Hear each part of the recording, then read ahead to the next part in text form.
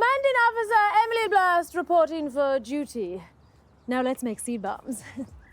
Actually, I'm your commanding officer, and I'm commanding you to tidy up that shed before we go anywhere near the steakhouse.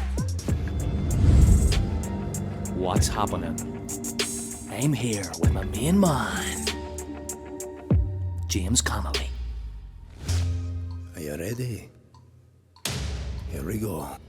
The name is Connolly, James. My fame is worldwide. Got a dart like Pierce, except mine is on the north side. When he was a kid, he joined the British Army. Didn't like it at all. Thought they were smarmy. Decided to leave to stand up for the workers. Stick it to the rich cause they're a pack of big sharkers. Looking for us to always do the job cheaper. So I piped up, speaking out like a preacher. That's me, Jimmy C, full of power and belief. That's why at the Rising I was the top chief. He was enemy number one for the British crew. Did all they could just to try to beat you. When the Rising was planned, I gave a lot of Suez at the station with my name. You can catch a dart or train, or better still, the Lewis. RTÉ Tommy Kriegna Nish.